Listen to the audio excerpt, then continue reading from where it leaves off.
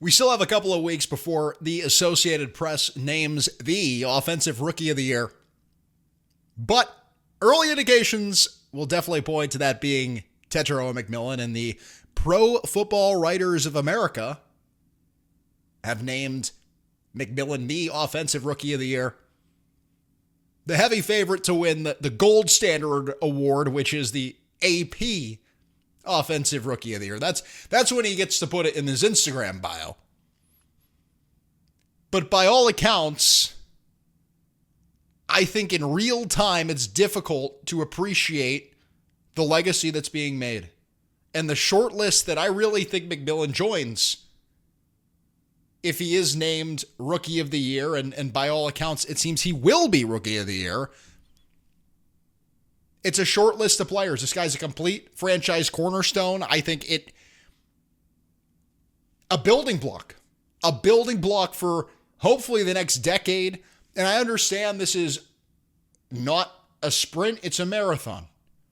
It's a marathon. But if you snapshot in time guys in their rookie year, McMillan is right up there with Jordan Gross, Luke Kuechly, Julius Peppers, Panthers greats. I don't name Cam Newton just because I consider the quarterback a little bit different. It's just a complete apples to orange comparison in terms of the importance of the position. And Cam Newton's in a league of his own in many ways, as most quarterbacks are.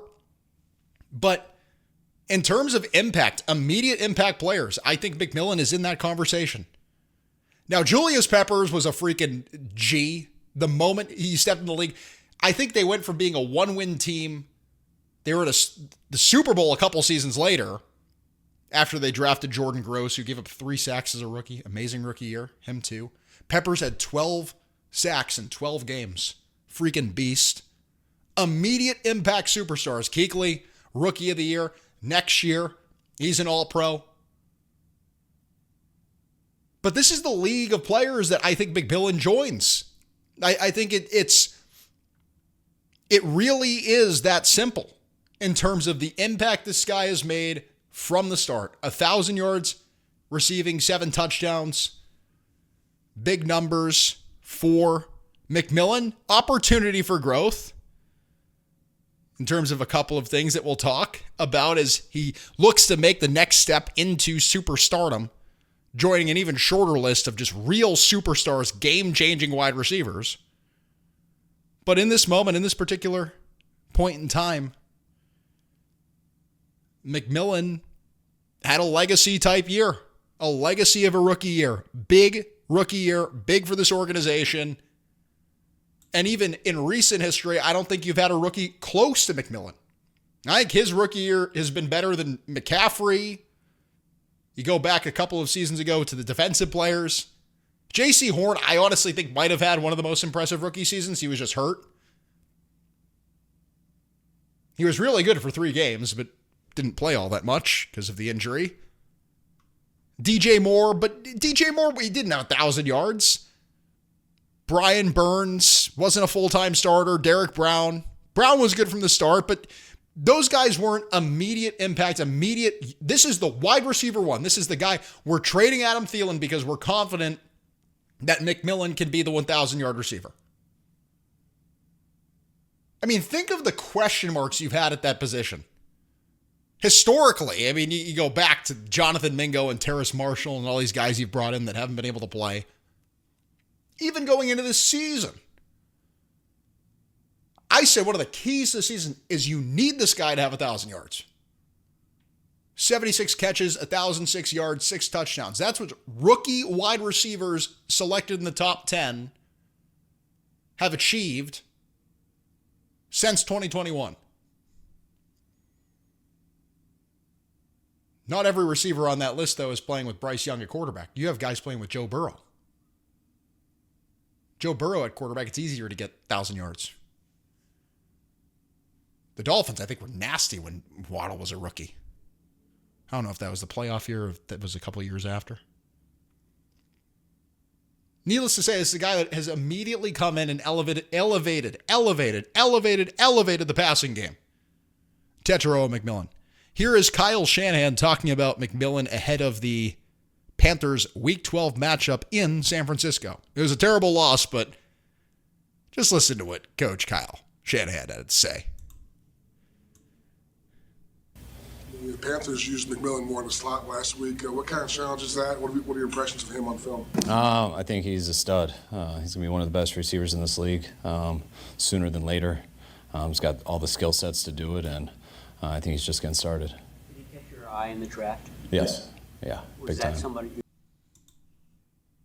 So Shanahan's trying to finish his answer there, but he goes, superstar, sooner rather than later, one of the greats. They asked him if he wanted to draft McMillan, and he goes, didn't think he'd fall to us, but big time we did the work. Big time we thought this guy was a stud. Big time.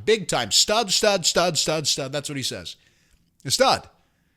And it's tougher to appreciate this during the season when there's so many moving parts, when you're, lost in the game, lost between the tackles. But look, you're in a great place receiver-wise, so much better than you have been in recent history. And I know DJ Moore was here a few years ago, and there's been some pieces. Like it's not like you've had a complete absence of talent, but you're in a great place with Coker and McMillan, and there's still some improvements that need to be made. I think both these guys can improve.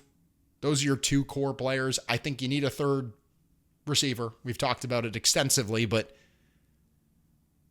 with Coker and T-Mac alone, and just with the trajectory these guys are on, can Coker be a serious number two? I think the answer is yes. Now, can T-Mac really elevate? Because this is what I'm going to be looking for. Maybe not next season, but in the future. T-Mac was 69th in yards after the catch with 259 yards. I look at the top names on this list with Justin Jefferson being a guy that finished similar in terms of yardage. So T-Mac just had over 1,000. Justin Jefferson was just over 1,000, but Jefferson had 451 yards after the catch compared to T-Mac's 259. Big names on this list. St. Brown in Detroit, 570 yards after the catch. Smith and Jigba in Seattle, 528 yards after the catch. Jamar Chase, 640 freaking yards after the catch. So this is just one area where I think if T-Mac takes the next step, well, now he's a 1,400 yard receiver. Makes a guy miss. The yards after the catch, a lot of that is, what can you do underneath? Can you take a little out route and go 70 yards down the sideline? Can you shake free of a corner? And I think two guys on that list, Jamar Chase and Justin Jefferson, they excel really regardless of the quarterback situation. It's like you can put Flacco back there. You can put McCarthy back there. Who was the guy the Minnesota Vikings were starting late in the season? Like Bosmer? Forgot his freaking name. You can put anyone. Carson Wentz. Like you can just have this revolving door and make it work. And that to me, I think will be interesting for T-Mac as he looks to take the next step. How is he after the catch? And then also I think winning some contested catches, high pointing the ball, really letting that skill set come to the forefront, because we knew this guy was going to be a high floor player. Now, is he a high ceiling player? Is he Julius Peppers? Is he Luke Kuechly? Is he an all-pro? Because we've seen rookie of the year bordering on Pro Bowl performance from this guy. Is he an all-pro? Is he joining the Mount Rushmore? So I named Jordan Gross, Julius Peppers, Luke Kuechly. They all had really impressive, immediate impact rookie seasons. Does T-Mac look like a finished product? Now, 2, 3, 4 years from now, is he an all-pro? Is he a serious superstar? So that's the direction, but we'll look to see how that shakes out in Carolina. I'm excited to see it, excited for the offseason. Excited to keep giving content all off season. I'm here. No one's talking about the Panthers right now. It's fine. I'll be here because we need to talk about the Panthers. It's very serious. I don't care what's going on out there. I don't care. Playoffs. Let's talk Panthers. This is the tone.